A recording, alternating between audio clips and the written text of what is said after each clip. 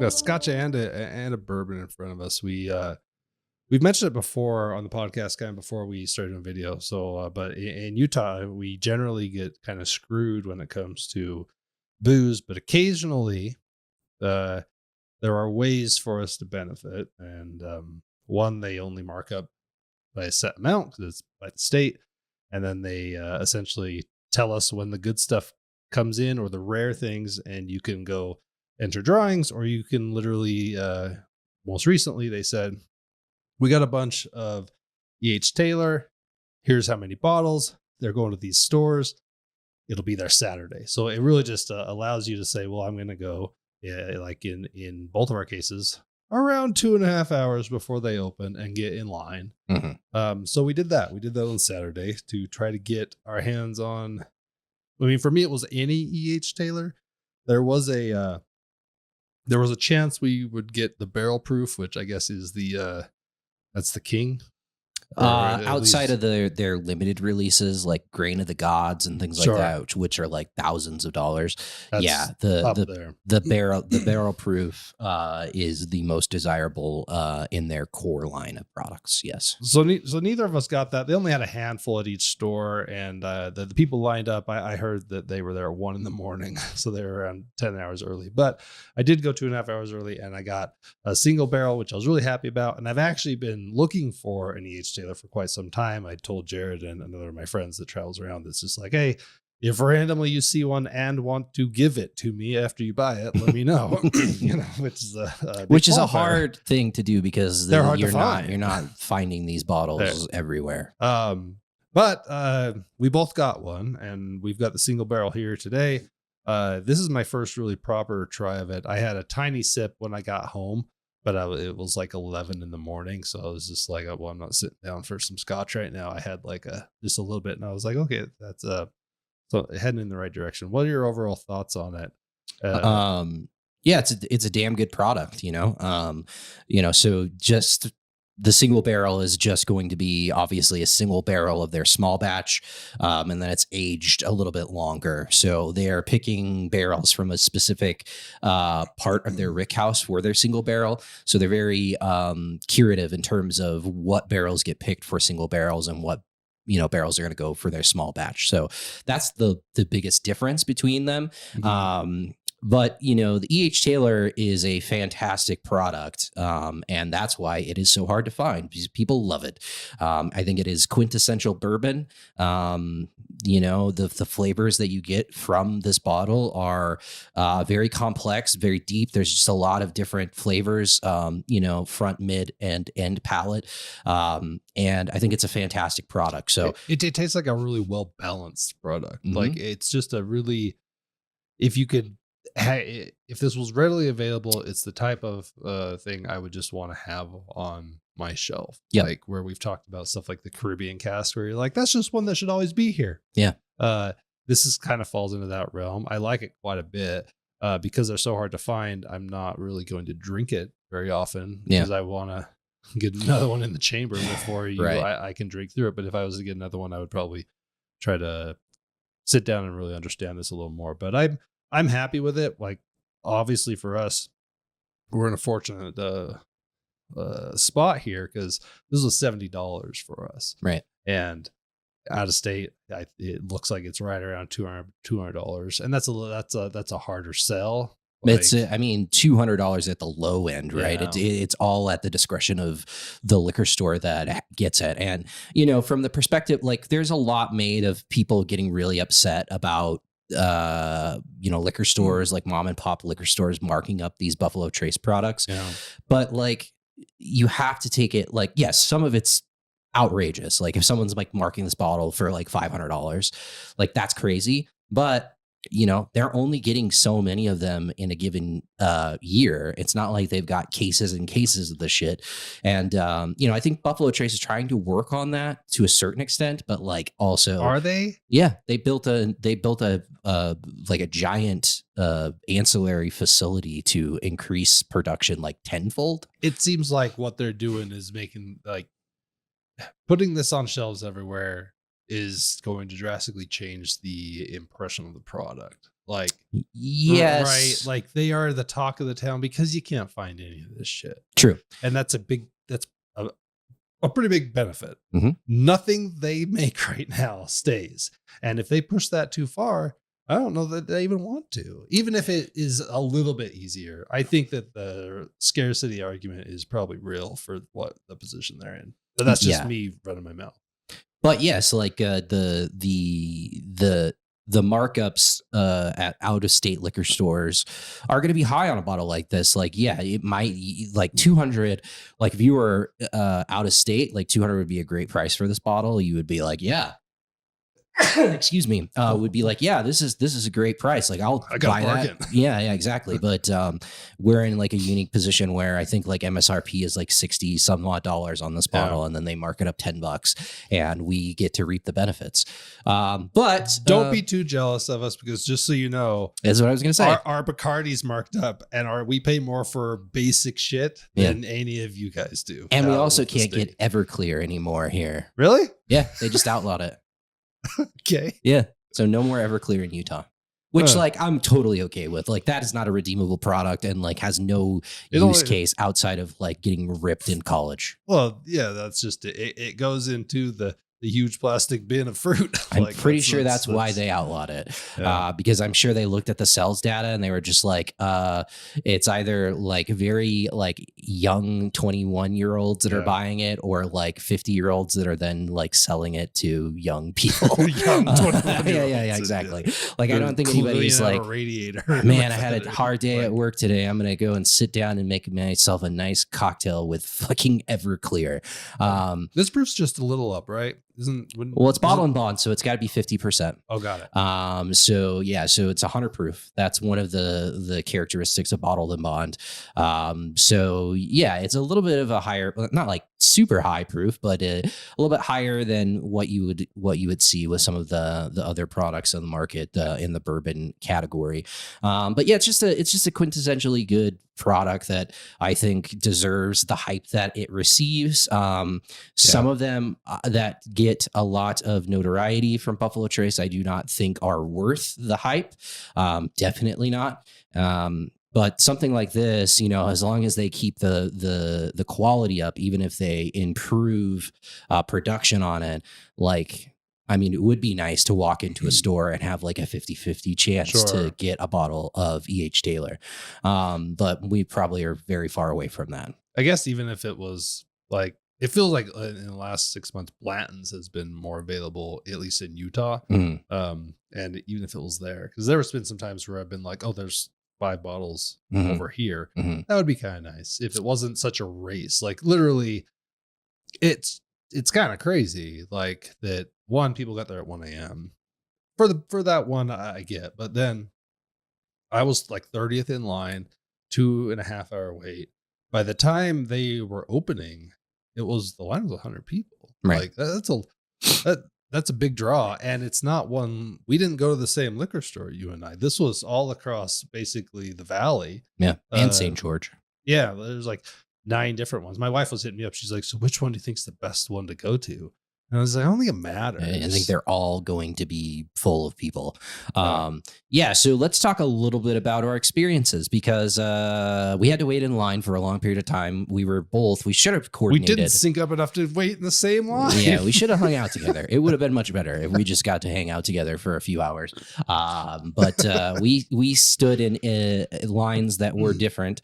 And generally my experience was like, okay, like all the people there were very friendly that I was around, at least. You know, and it was a good mix. Like the people that I were next to were definitely buying these to drink them. But there was also, like, you could tell a couple of people that were like, I don't think you're going to drink this. Like, I think you are going to immediately put it on Facebook and mark it up to secondary price and try to flip it. And, you know, there's no way to combat that. That's just a part of this process. And like, if you wait in line, you deserve to get a bottle, but it sucks. It's not great, because it's like, you know, surely there were 6 bottles of the barrel proof, and like, yeah, there's probably a couple of people that are going to actually enjoy that bottle, and good for them for, you know, sitting. But I think there's also a lot of people in that group that are going to be like, nah, I'm not fucking drinking this. I'm going to sell it. They already moved it. Yeah. And It's just shitty. It's not. And I have, for the record, I have scalped things in my past, Mhm. but I just I can look at this and yeah. I am not. I have never. I've just never had it in me to do it. Yeah, I I've done it with consoles. I haven't done it recently with consoles, but I did it with consoles, and I look at it in hindsight and say, I also made a lot less money. Like there were times in college that I did it, and as a poor college student, it drastically changed my weekend experience to have that extra money. So I will, yeah. and I like. I mean, I sold an Xbox 360, so I legit know it's a doctor, and I just didn't feel bad about it. But I don't do it anymore, so I don't Yeah, know. yeah. A little Until bit the Nintendo Switch 2 comes out, and then Nick's gonna have more. his Etsy set up with. Fucking Jesus. I don't know, man. Yeah. But My line was fine. yeah, I got really sunburned, like on one side of my body, which is pretty hilarious. It was not good from that perspective. Really kind of sucked. And I didn't think about it clearly. I thought like kind of naively that I would get there early enough that I could just like watch the line and then hop in Yeah. close to opening and still have a chance at one of these bottles. That's not the way it worked, because I got there and then it was just like it's getting bigger and bigger and bigger, and then I was just like doing the math in my head and I was like, I got to get in now if I want a shot at actually having a bottle of this stuff, any bottle of E.H. Taylor. And so yeah, I stood there for a long period of time, but it was fine. And I think that now going through the experience, we will do better in the future. We might meet up at the same place. Also, It'd be nice to not have to worry about a bathroom.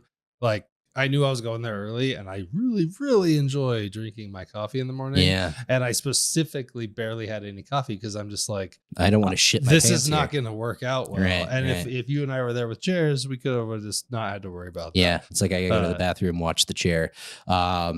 Yeah, bringing a chair is a must, absolutely. But I definitely want to do this. I mean, because it's every third week of the month, so that gives you enough time to kind of recharge. I feel like if you were doing this every weekend, it wouldn't be tenable. But I can do it one weekend out of the month if there's a bottle that I really want to get my hands on. So That's the thing. If they've got, I just recently kind of caught wind of this last month. I didn't realize it was happening, but I want to see what the next month is.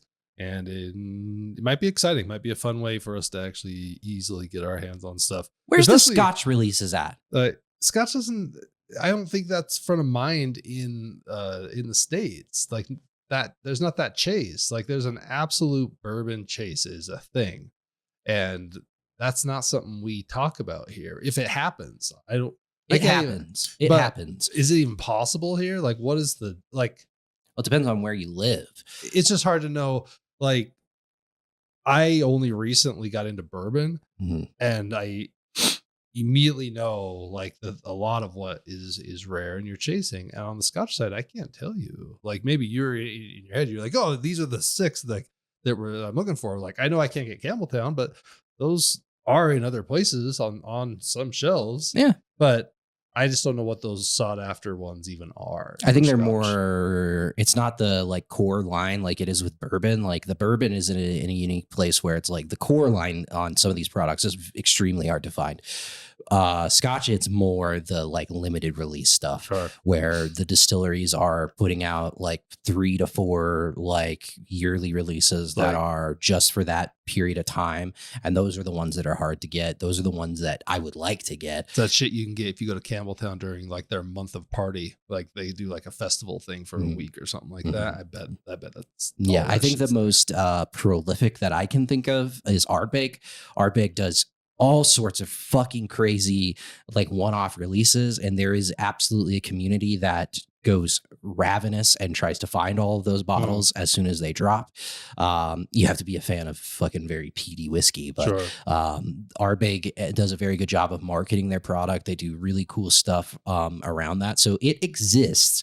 I just don't think that it is as in demand as bourbon is in the United States. Well, you've brought a bottle of Scotch, and why don't you tell me a little bit about it? It's from Isla, so we just buckle up and we're gonna go and we're gonna get our peat on, presumably. Yeah, maybe. That's kind of a misnomer. Like, not always are you going to get like a really heavy peated product from Isla. Like, there are some examples, like Bruichladdich is a good example. They make a product that is not peated. They obviously do peated products as well.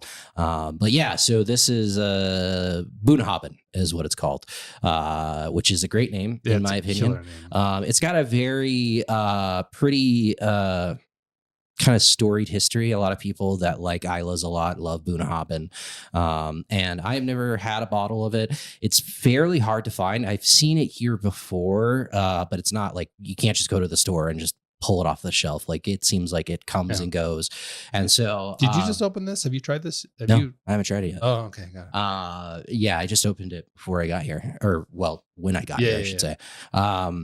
And so, yeah, like, people love it. They do make like quite a few different bottles. This is like not their lowest end stuff. This is like mid-range, their 12-year. So yeah, like, just give it, this is a very, nice, very light on the peat. Yeah, this isn't like some of the Lafroigs and the Lagavulin that I've had and the Ardbeg. This is quite a bit less than that. I think it's got pretty nice balance. Maybe a little more than some Campbelltowns I have, but I really like it. I like peat. I like heavily peated. But I think that this is delicious. This is a good thing. I'm going to pour a little more in here. Yeah, go for it. Like I poured too little. The captain on the front, people in the whiskey community kind of like make jokes and he has like a name. I can't remember it off the top of my head, but it's pretty funny. We don't have any of this in Utah, right? I've seen it before, but it's not readily available. Got it. So yeah, I got this bottle in San Francisco while I was there. And they're just really like, I went to the store that my girlfriend buys whiskey for me when she goes on business often. The one you guys have talked about? Cask. Okay. Yeah. That's like I gotta go there. So. It's sweet. It's cool. It's in the Fine Natural District. It's very like upscale, and their selection is incredible, but like they mark their products up pretty significantly if it's a desirable bottle. They had good stuff, but you're gonna pay for it. Yes, they had Weller there. They had the Weller Full Proof and the Weller 12. Those are like $80 MSRP. They were both like $400. So do you have any of the higher Wellers? I have the Weller Antique 107, which we've tried on this podcast before. Okay. That is largely considered by most people to be the best one. Where I was going with it is I actually want to compare, because we have like the baseline Weller. Both of us have a bottle of it. I would really like to have the two next to each other, because that's kind of the fun part. Because like that baseline Weller is not, it's just lowercase fine. I don't have any problems with it. I think it's a fantastic product for what it is. Yeah, it's not a I'm gonna go wait in line for product. Yeah. No. A friend of ours said, "Do you want a bottle of this? Is this much?" And we said, "Yeah." And that worked out well. Yeah, I think we paid like $30 extra, and I had just found one in Kentucky for MSRP, so I was just like, might as well, because I know I like it. It's good. And if it's at $30 to $50, 60 maybe is pushing it, but that's what we paid for it. I would say that's worth it. But the higher end Weller products are fantastic. Weller Antique 107 is very good. The Full Proof and the 12. I've had the Full Proof in Kentucky at a restaurant. It was fucking incredible. It's usually 107 and then Full Proof are the ones that people go like batshit crazy for.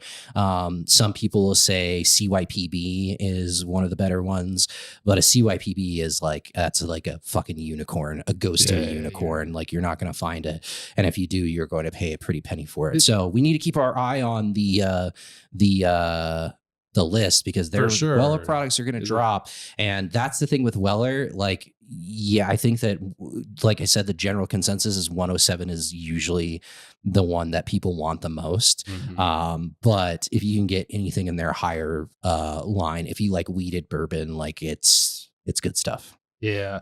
I just, one thing we haven't really done on this podcast is kind of compared the catalog and be like, well, this is the one I prefer of this. Like, if we had other E.H. Taylors, like you've brought the small batch on here, and we had it, and it's just kind of that could potentially be pretty interesting. I read some reviews and some people were like, I think the small batch is more complex from the single barrel because it's a blend, right? And it's an interesting discussion to have to see where we would fall on some of those comparisons. The single barrel at the World Whiskey Competition like 2 years ago, the single barrel actually beat a Pappy Van Winkle 23 year in a blind. No, I'm not joking. So that's pretty. Which 23-year-old Pappy may be one of the hardest bottles to find in all of whiskey. And this $70 bottle fucking beat it. That's why I think it's kind of interesting to compare some of those from the same distillery for sure. This fucking shit is good. Yeah, this is like very much more Campbelltown for... than it is Isla, in my opinion. It's that sweet with a little bit of peat, which I like quite a bit. So. That and everything Campbelltown's so good. What's the price range on this guy? I think it's like $70 to $80. That's the spot. That's the. I think I paid 80. My favorite. Change. That's just. I guess I have a favorite price range, but that's just like where I've with Scotch. My favorite price range is free. I've just found that like for quality to cost, I've always found right where between $70 and $100 is right around where I can just be like, yeah, that's right in the stuff I like. Of course, I like some of the bottles I have that are a lot more money, but then it's just not.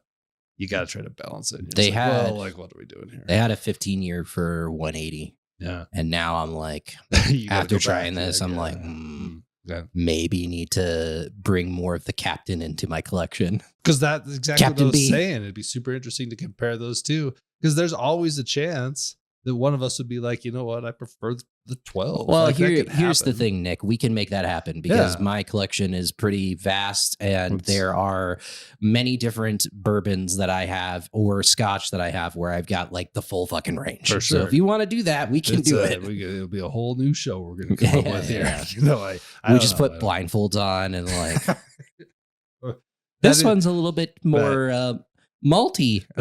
There is an argument to force it to be blind, right? Like you need to. We'll make my wife come in here and pour them, and because it probably should be blind. Yeah, we need to get some Glencairns. Do you have any Glencairns? Are those? Yeah. No, I'm thinking hard about some glassware on some of that. I kind of want like some Collins glasses and things, but I need to navigate where are these going. So you can as I'm making more cocktails. As much as I love these glasses and love putting every cocktail into it, like clearly there's doesn't work for everything. There's something I make them just like it's supposed to be in a coupe.